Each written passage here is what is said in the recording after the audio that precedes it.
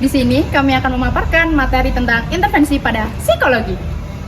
Dengan aku Gaby, Aku Yumna. Aku Amanda. Aku Rifki. Aku Renata. Di sini kami membawa beberapa pokok bahasan. 1. Definisi intervensi pada gangguan psikologi. Yang kedua, ada pendekatan apa saja yang digunakan pada intervensi psikologi. Yang ketiga, ada jenis-jenis terapi yang digunakan dan beserta contoh kasusnya. Apa itu intervensi pada gangguan psikologi? Secara etimologis, intervensi berasal dari kata intervening, bahasa Latin yang berarti pada datang di antara, yang mengacu pada usaha untuk mengubah kehidupan yang sedang berjalan dengan cara tertentu.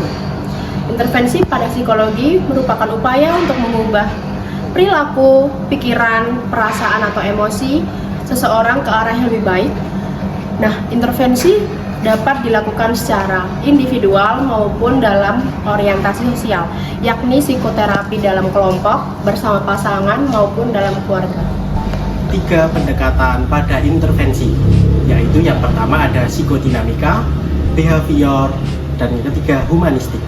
Pertama adalah psikodinamika. Pendekatan psikodinamika adalah psikoterapi yang dikembangkan oleh Sigmund Freud berdasarkan pengaruh alam bawah sadar, pendekatan batin, dan konflik perilaku manusia. Yang kedua adalah terapi behavioral. Terapi ini berfokus pada perilaku manusia yang dipengaruhi oleh lingkungan dan proses belajar. Oleh karena itu, behavioral pada perubahan perilaku adaptif menjadi perilaku yang lebih positif dan adaptif. Selanjutnya, humanistik. Memandang manusia sebagai individu yang memiliki potensi untuk berkembang dan menentukan pilihan hidupnya. Bertujuan membantu klien meningkatkan kesadaran diri serta memperoleh kehidupan yang lebih bermakna, bahagia, serta nyaman. Jenis-jenis terapi yang menggunakan pendekatan psikodinamika, yaitu yang pertama ada terapi analisis mimpi yang dikembangkan oleh Sigmund Freud, yang tujuannya membantu membawa alam bawah sadar kita ke permukaan kesadaran. Seperti contoh yang ada di depan saya, yaitu seorang klien menceritakan kepada terapis. Kemudian terapis membantu menganalisis mimpinya untuk menemukan konflik batin yang belum terselesaikan. Terapi asosiasi bebas. Terapi ini dilakukan dengan pendekatan psikodinamika di mana membuka alam bawah sadar seorang klien untuk bercerita, mengungkapkan kecemasan dan cerita di mana sang psikolog mendengarkan dan memperhatikan gestur serta pola perilaku dan pergerakan lainnya. Contoh kasusnya, mahasiswa yang mengalami kecemasan dan bercerita terhadap penolakan dan kesulitan menjalin hubungan interpersonal. Setelah itu, klien mulai menyadari sumber kecemasannya. Lalu sang klien bisa mengekspresikan diri dan menjadi lebih baik serta nyaman untuk meningkatkan kepercayaan dirinya sehingga kecemasannya berangsur berkurang. Modeling adalah terapi dengan pendekatan behavioral yang berfungsi untuk mengubah perilaku seseorang menjadi lebih baik. Terapi ini dilakukan dengan cara terapis menjelaskan terlebih dahulu perilaku apa yang akan diubah oleh klien.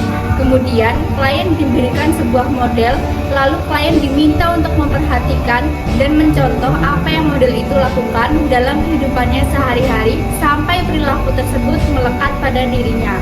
Contoh dari terapi ini adalah ada seorang anak dengan perilaku sering melakukan kekerasan agresi, kekerasan fisik dan verbal kepada teman-temannya seperti membuli dan mengata-ngatai temannya. Lalu, si anak ini diberikan beberapa terapi modeling beberapa kali. Setelah itu, si anak mulai menghasilkan perilaku yang lebih baik daripada sebelumnya. Terapi exposure adalah terapi yang dengan pendekatan behavioral, yang dimana terapi ini berfokus pada situasi yang dapat diamati. Jadi, pada terapi exposure, individu secara bertahap menghadapi suatu sumber ketakutannya, sehingga ketakutannya itu turun-menurun sedikit demi sedikit. Tujuannya itu agar individu tersebut dapat belajar bahwa situasi tersebut sebenarnya aman dan tidak berbahaya, sehingga tingkat kecemasannya turun sedikit demi sedikit. Seperti kasus contoh yang bisa kita lihat, mahasiswa berumuran 20 tahun yang terkena OCD. Jadi OCD adalah kesehatan mental yang dimana penderitanya memiliki pikiran atau tindakan yang tidak terkontrol sehingga memicu mereka untuk melakukan tindakan secara berulang-ulang. Dalam tahapan ini, terapi exposure menggunakan 3 tahap. Yang pertama adalah relaksasi, yang dimana mahasiswa dilatih untuk menghilangkan kecemasannya. Dan yang kedua adalah restrukturasi kognitif, yang dimana mahasiswa membantu mengubah pikiran negatif dari rasional ke pikiran yang lebih realistis dan rasional. Dan yang terakhir adalah tahap utamanya, yaitu ERP. ERP adalah exposure with response prevention, yang dimana seorang mahasiswa dilatih untuk mengurangi rasa kecemasannya, atau yang dimana dia dibuat yang memicu kecemasannya, tetapi dia tidak boleh melakukan, tetapi dia dicegah untuk melakukan hal kompulsif dan kebiasaan yang dia lakukan. Nah, dalam pendekatan humanistik terdapat terapi Gestalt. Ialah proses yang didasarkan pada asumsi bahwa individu harus dipahami dalam konteks hubungan berkelanjutan dengan lingkungannya yang bertujuan untuk memperluas kesadaran klien terhadap apa yang ia alami. Adapun fungsi dari terapis ialah memperhatikan bahasa tubuh dan berfokus pada kebiasaan bicara sebagai cara meningkatkan kesadaran klien terhadap diri sendiri. Nah, bentuk intervensi yang ada dalam pendekatan humanistik ialah teknik kursi kosong yang menggunakan 2 kursi kosong yang membantu agar klien dapat mengungkapkan emosi yang selama ini terpendam dan belum terselesaikan.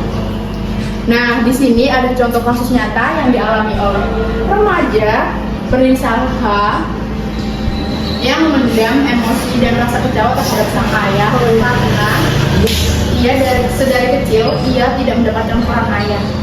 Sebelum diberikan intervensi, klien diberikan 3 rangkaian tes psikologi, dan intervensi yang diberikan ialah menggunakan teknik kursi kosong. Teknik ini menyediakan 2 kursi kosong yang didampingi oleh terapis dan terdapat 3 sesi bersama terapis. Nah, hasil dari terapi tersebut menunjukkan adanya perubahan dari segi sudut pandang dan emosi klien yang mempengaruhi sikap klien dari sebelum dan sesudah melakukan terapi. Selanjutnya adalah contoh terapi pendekatan humanistik dengan terapi eksistensial. Contohnya seorang ibu rumah tangga yang berumur 50 tahun yang merasa kehidupannya hampa setelah anak-anaknya meninggalkan rumah. Sang ibu bingung karena yang biasanya dia mengerjakan kehidupan rumah tangga sehari-hari kini hidupnya menjadi hampa, sehingga sang ibu memilih untuk melakukan terapi eksistensial dengan cara memaknai hidup dan menemukan rasa aman dan nyaman. Setelah kami memaparkan materi, terdapat kesimpulan yang ingin kami sampaikan. Intervensi pada gangguan psikologi merupakan upaya untuk membantu individu dalam mengatasi masalah psikologi terkait dengan perilaku, emosi, maupun cara berpikir. Terdapat 3 pendekatan dan fokusnya. Pendekatan psikodinamika, pengalaman masa lalu, serta proses tidak sadar mempengaruhi perilaku individu saat ini.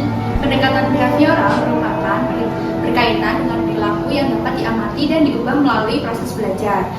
Perilaku ini dianggap merupakan hasil dari lingkungan serta pengalaman yang dialami oleh individu. Yang ketiga atau terakhir, pendekatan humanistik. Potensi individu serta kebebasan dalam memilih bahwa setiap manusia memiliki kemampuan untuk berkembang menjadi lebih baik, apalagi berada dalam kondisi yang mendukung. Dengan ini kami mengucapkan terima kasih kepada dosen pengampu Bu Ranisa Putri atas bimbingannya selama 1 semester ini. Dan untuk teman-teman yang ingin membaca materi dan tentang pustaka bisa mengakses link Google Drive yang kami sertakan. Terima kasih. Bye.